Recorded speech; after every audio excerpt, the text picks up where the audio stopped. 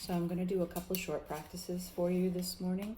The first one's going to be for shoulders. So if you have a strap or a towel or even a sweatshirt or something, you might find it helpful. And if you have a block or something you can prop your hips up on, it just might be more comfortable to sit. And we'll be sitting for a moment, that's why I say it. If you're comfortable in hero's pose, you can do so. I'm kind of in a pseudo hero's pose because I'm sitting more towards my heels than inside of my heels, but either one will work great, and still being up on a block is a nice option. So just start sitting tall and just let your chin drop in towards your chest. You ate it already. I gave him a cookie, he's trying to make sure he didn't miss any. And then let your right ear just drop in towards your right shoulder and just stretch out through your left hand. And take a moment here if you'd like to flip the palm up and then down, kind of rotating it back and forth a couple of times, just to let yourself kind of notice if it's turning it at specific particular, I try to say them both at the same time, gives you more sensation than another.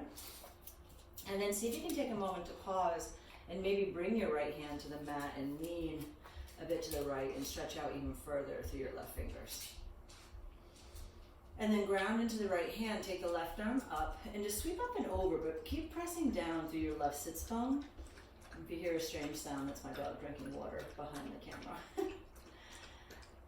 And then here, you can let the left hand come down towards your left leg. You might even push into your right hand to come up. And then just take a little bit of a twist towards the right. And not intending for it to be a super deep twist, just enough to kind of get a little ring around the belly, a little release in the low back, hopefully.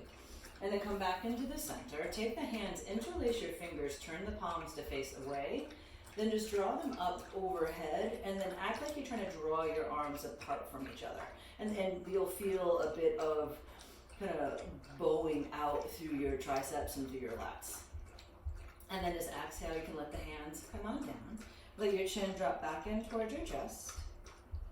Then start to let your left ear come in towards your left shoulder. And then again, play with reaching out through the right hand, and you can kind of float it. You might turn it, seeing if one direction gives you more sensation than the other, and letting yourself kind of see like if the thumb up or thumb down, internal or external rotation actually gives a better opening for you. And then you might take your left hand down to the mat if you're not busy petting a puggle, and let yourself lean over even further, letting your head drop in towards your left shoulder even more. And then take your right arm and just sweep it up and over, get even longer through your side waist. And if it feels more comfortable, you might let your gaze shift towards the mat instead of ear to shoulder. Then here you can let the right hand come down, give a little push off with the left hand so you're more upright, and just giving a bit of a twist towards the left. And then come back around towards the center, interlace the fingers and try to do the one that might feel a little bit odd, a little weird, and then just push your hands away, rounding out your upper back like you're doing cat's breath. And then just inhale, come all the way around. Now here, if you're in a cross-legged seat, reverse the cross leg that's in front. If you're in hero's pose and maybe you want to sink into it deeper or maybe come out of it a little bit, go right ahead. And then here, just grab whatever you have as far as a strap, a towel, a sweatshirt. If it's a towel, you might need to hold it kind of on a diagonal depending on how long the towel is, because you want to be able to take around and take a full circle. And like for me personally, this isn't wide enough. I'm not going to be able to make the full circle. So I'm going to switch. I do have a strap, but just so you can see that it can work with at-home things, I'll use my sweatshirt. So that's going to give me a little bit more width. And it also might depend too on how stretchy. And actually, I'm going to switch the straps so I don't keep getting caught in my head. So, can you sit down, buddy? So here, think of it as you want to be able to make a full circle, but there is still a little bit of resistance, probably about here.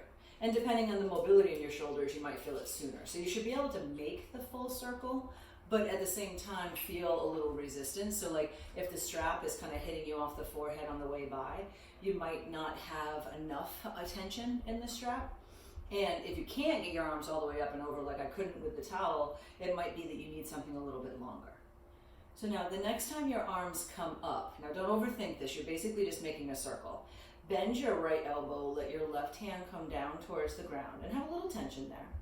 Then see if you can straighten both arms behind you. And then just bend the left elbow. And then just come all the way up and around. We'll do that again. So bend the right elbow, left arm is long. Both arms long. Bend the left elbow. And then come all the way up. Now we're just going to switch it. So take the left elbow, bend it, right arm to the ground. Both arms long. Bend the right elbow. Both arms overhead. Last time in this circle, left arm, both arms, right elbow bends, and then all the way up. And then here, just take a moment, kind of pull down like you're doing a lat pull. You might even go as far as letting the strap touch the back of your shoulders. And then draw yourself back up, and then releasing the arms down. Now from here, you can take yourself off the block. You might just take a moment to curl the toes under. Take a forward fold for a moment, just so really you can lengthen behind one knee and then the other. Have a little wiggle of your hips from side to side. And then we're just going to come all the way up to standing. Now you can totally just stand up. You could even sit in a chair here. I'm going to come into a little bit of a goddess-like shape, just so my legs are actually kind of involved. But you could totally be taking a break on the lower body at the moment.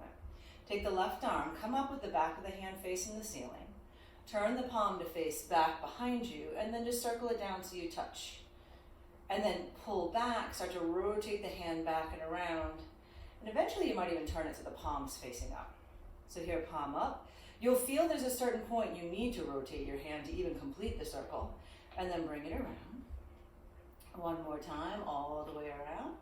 And just start to bring it back down. If you are in the squat, if you need a moment to lengthen the legs and then sink back in, and then just starting with the right hand, you can start with the palm up, bring it around. It's like internal rotation.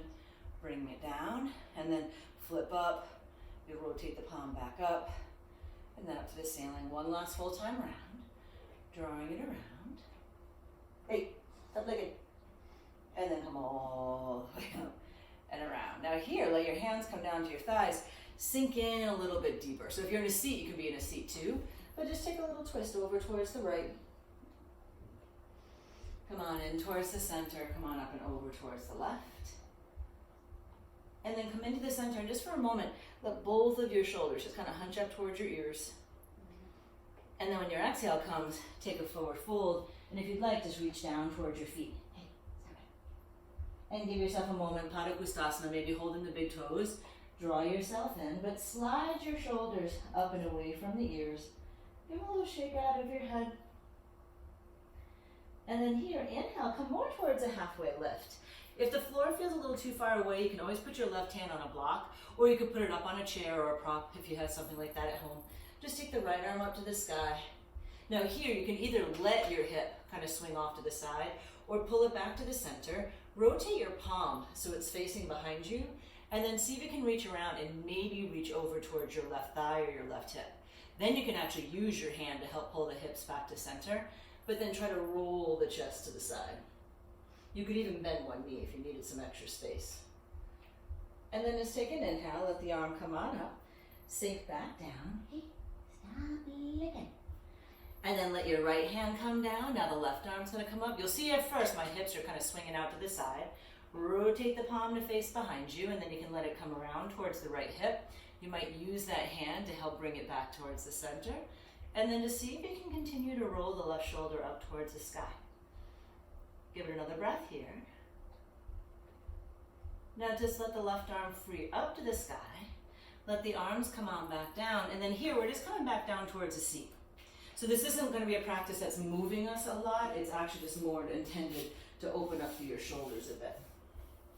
So sit tall. You can have your legs long, or if it is more comfortable, you can have a soft bend to your knees too. What the legs are doing isn't as imperative as what's happening with the upper body, so it's really whatever's comfortable for you.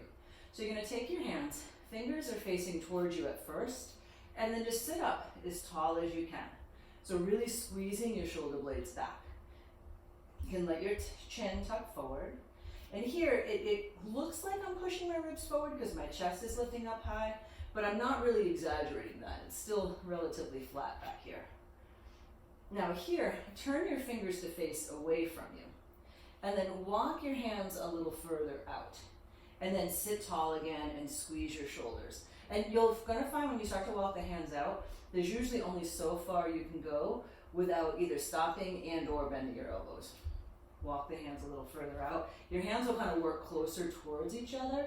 Now, if you know you have a tendency to hyperextend the elbows, I would take a soft bend just to be safe. And then lift the chest. You might even bring up your gaze. Squeeze between your shoulder blades.